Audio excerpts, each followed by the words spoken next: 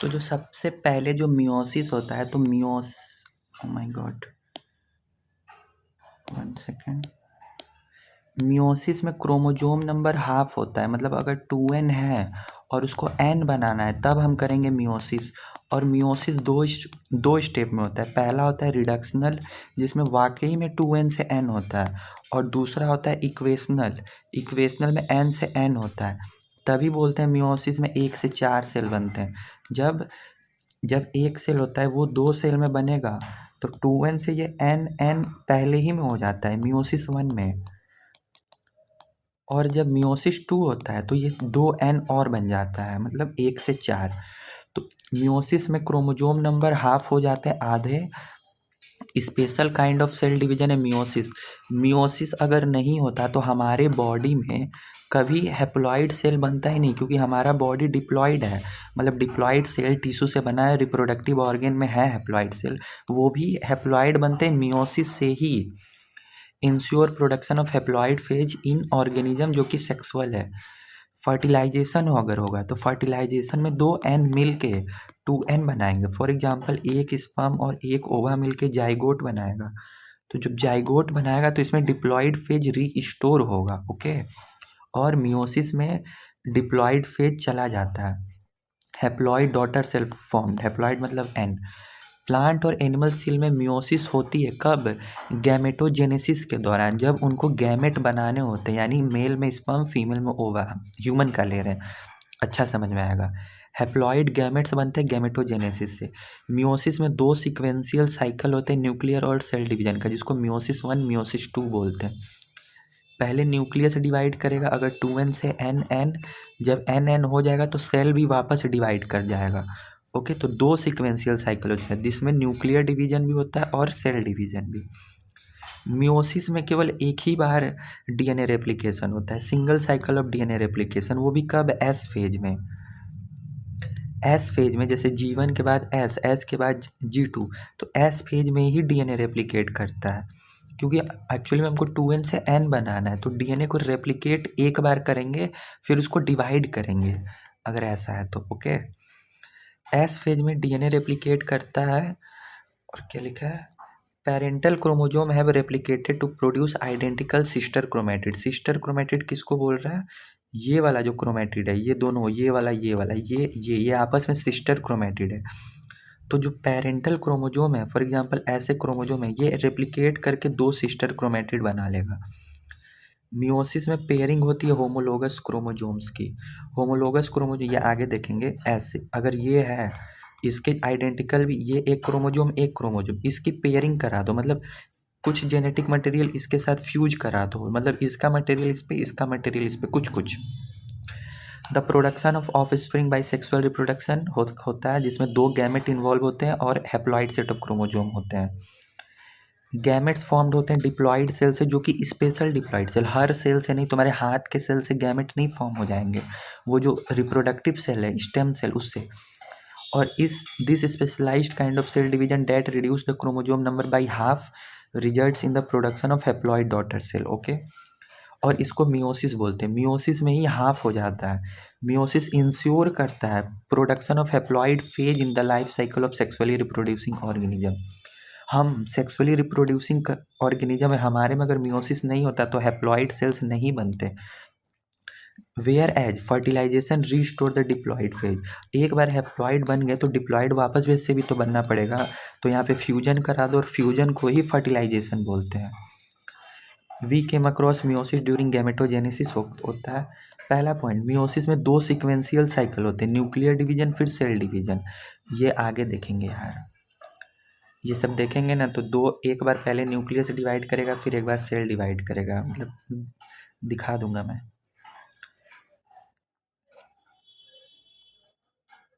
ये भी तो वही है, ओके। मियोसिस इनिशिएट होता है कब? जब पेरेंट क्रोमोजोम रेप्लिकेट कर लेते हैं identical sister chromatid at the S phase. S phase में जब वो पेरेंटल होता है, पेरेंटल क्रोमोजोम, वो आइडेंटिकल सिस्टर क्रोमेटिड जब बना लेंगे ना, तभी ये रेप्लिकेशन होगा। देखो ऐसे डिप्लॉइड में ये 2n है, 2n से जब ये आइडेंटिकल बनेगा, अभी भी ये 2n ही है, अमाउंट डबल हुआ है फिलहाल। तो एस फेज में अगर 2C से 4C होता है तो ये 2C से 4C हुआ है, लेकिन क्रोमोजोम नंबर सेम है अभी। तो ये मियोसिस 1 उसके बाद ही शुरू होगा। Meiosis involve pairing of homologous chromosome and recombination between non sister chromatid of homologous chromosome. ये पैकेटीन में भी हम लोग देखेंगे। 4 हैप्लॉइड सेल आर फॉर्म। देखो ये हमारे नॉर्मल सेल में है, ये जब एस फेज में चला गया तो ऐसा बन गया। अब ये 2n है, अब 2n ये है तो n कैसा होगा, n ऐसा होगा।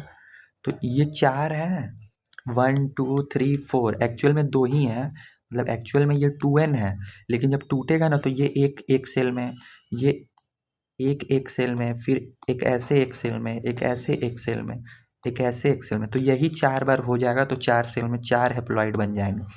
इनिशियल ये 2n था, फाइनल ये हैप्लॉइड बन गया। ये होगा मियोसिस में। ये कैसे होगा यही देखने वाले। पहले प्रोफेज 1 होगा, फिर मेटाफेज, फिर एनाफेज, फिर टीलोफेज। टीलोफेज 1 के बाद इंटरकाइनेसिस आएगा। वो एग्जाम में पूछेगा ना कि क्या इंटरकाइनेसिस में डीएनए रेप्लिकेट करता है, तो नहीं, डीएनए बस एक बार रेप्लिकेट करता है और वो एस फेज में, ये यहाँ पे। प्रोफेज 1 से पहले जो G2 आया होगा, G2 से पहले जो एस फेज आया था ना, वहीं पे डीएनए रेप्लिकेट कर दिया। अब बीच में नहीं डीएनए रेप्लिकेट करेगा, बीच में अब डीएनए बस टूटेगा, तभी तो 4 सेल में इक्वली जाएगा।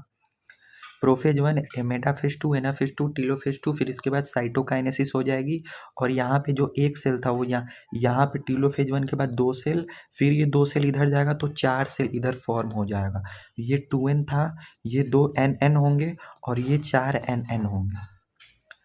ओके, आगे बढ़ते हैं। मियोसिस 1, अगर टाइम ड्यूरेशन देखें कॉम्प्लेक्सिटी के बेसिस पे, तो जो मियोसिस का प्रोफेज है वो ज़्यादा कॉम्प्लेक्स है माइटोसिस वाले से। माइटोसिस के प्रोफेज में उतना कुछ होता नहीं है, लेकिन मियोसिस में भर भर के होता है। क्यों? क्योंकि इसमें पेयरिंग हमको करवानी है, इसीलिए। लाइक 2 क्रोमोजोम को ये आपस में मिलाना है, तभी तो सेक्सुअली रिप्रोड्यूसिंग है भाई। LZP डिप्लोटिन डाइकिनेसिस, मतलब लेप्टोटीन जाइगोटीन पैकेटिन डिप्लोटिन डाइकिनेसिस। लता जरा पानी दे दो, लता जरा पानी दे दो, लेप्टोटीन जाइगोटीन पैकेटिन डिप्लोटिन डाइकिनेसिस। और ये जो 5 फेज में डिवाइड हुआ है ना, वो क्रोमोजोम के बिहेवियर के बेसिस पे डिवाइड हुआ है, ये याद रखना। पहला में देखिए, क्रोमोजोम ग्रेजुअली विजिबल, ऐसे ऐसे क्रोमेटिन है। ओके, अब हमको इसको डिवाइड करना है, तो एक प्रॉपर शेप तो दो इसको, तभी तो ऐसे ऐसे तोड़ दोगे आधा आधा। तो प्रॉपर शेप दोगे ना तो क्रोमोजोम ग्रेजुअली विजिबल होगा।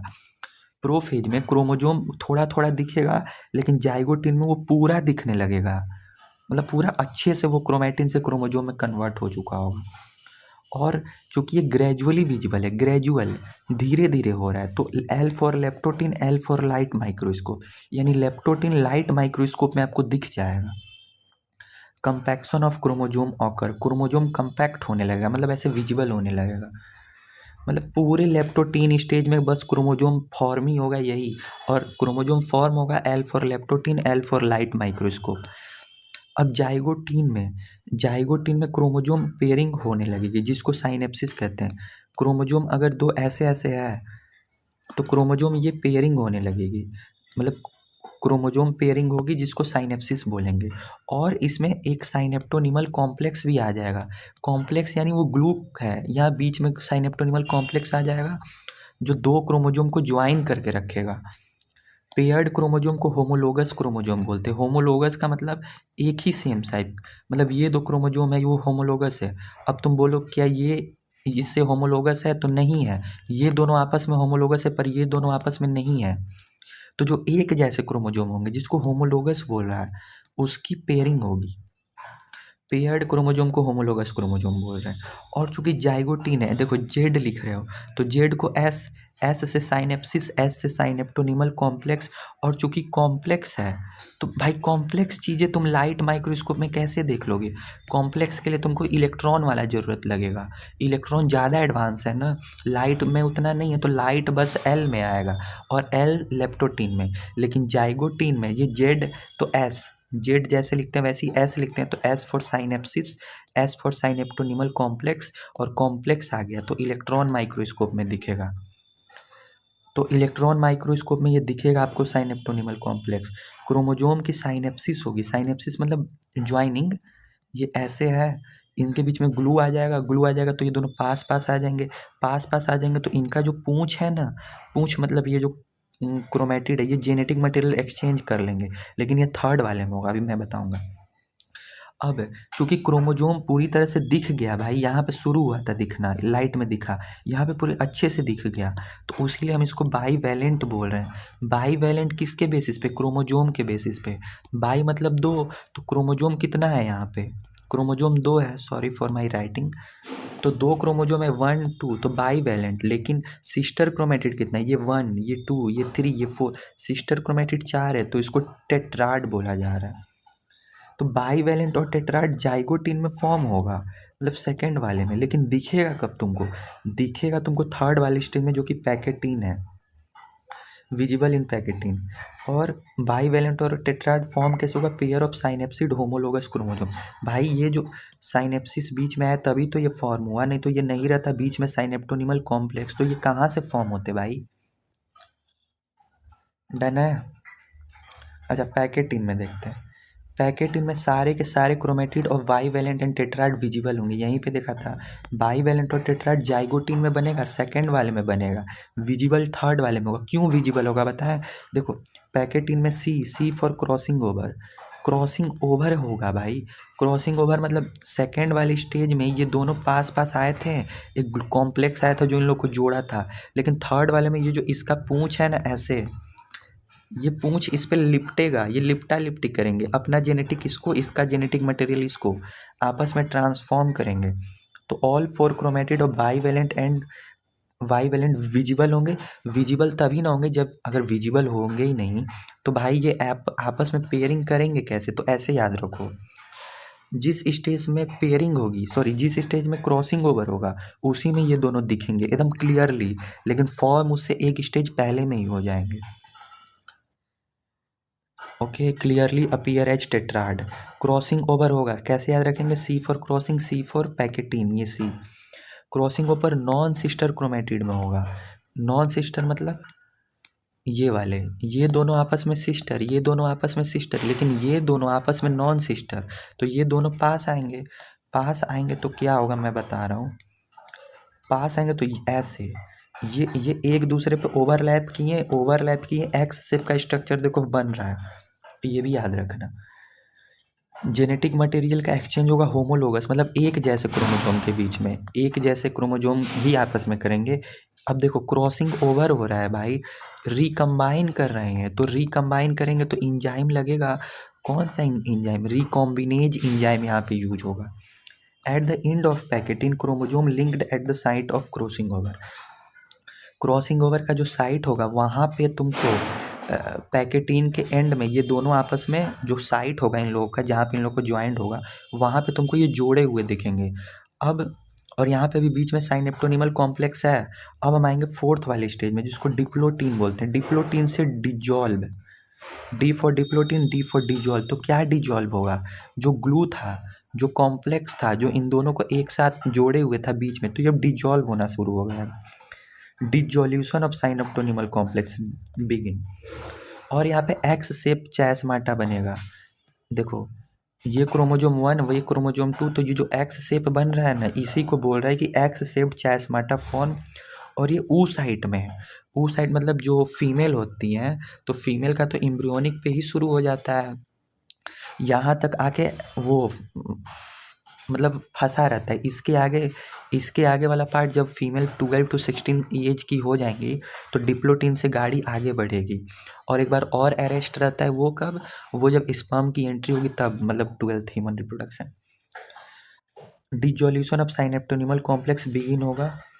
रिकम्बाइंड होमोलोगस क्रोमोजोम सेपरेट होंगे। मतलब अब भाई ये